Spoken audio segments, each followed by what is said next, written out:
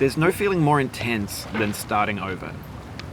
If you deleted your homework the day before it was due, as I have, or if you left your wallet at home and you have to go back after spending an hour in the commute. If you won some money at the casino and then put all your winnings on red but it came up black.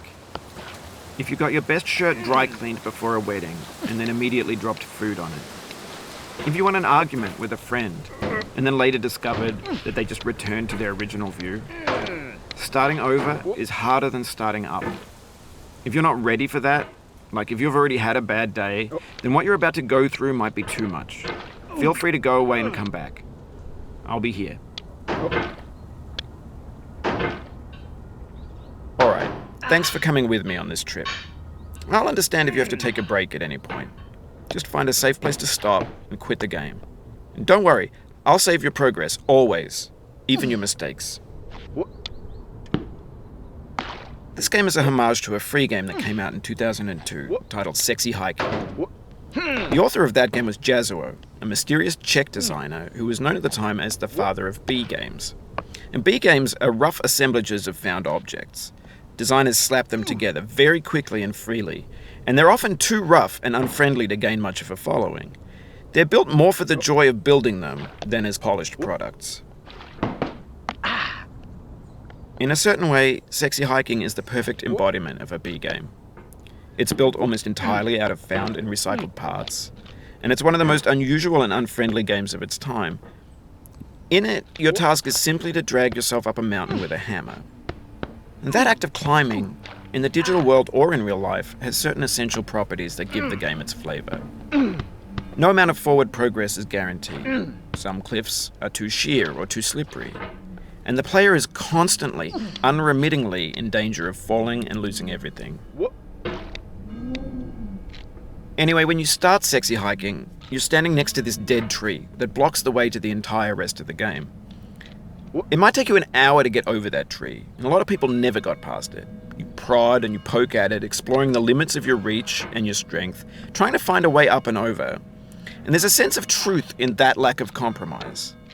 Most obstacles in video game worlds are fake. You can be completely confident in your ability to get through them once you have the correct method or the correct equipment or just by spending enough time.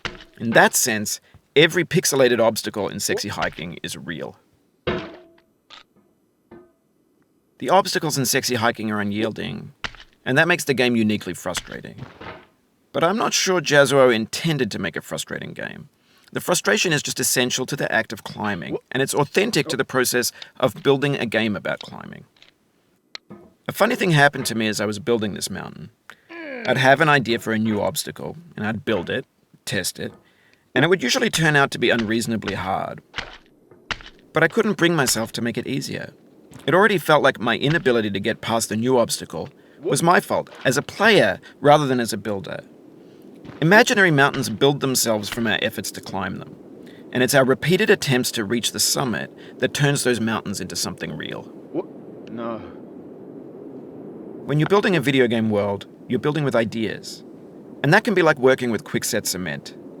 You mold your ideas into a certain shape that can be played with, and in the process of playing with them, they begin to harden and set until they're immutable, like rock. And at that point, you can't change the world. Not without breaking it into pieces and starting fresh with new ideas. For years now, people have been predicting that games would soon be made out of prefabricated objects, bought in a store and assembled into a world. And for the most part, that hasn't happened, because the objects in the stores are trash. I don't mean they look bad or that they're badly made, although a lot of them are. I mean they're trash in the way that food becomes trash as soon as you put it in the sink. Things are made to be consumed and used in a certain context, and once the moment is gone, they transform into garbage. In the context of technology, those moments pass by in seconds.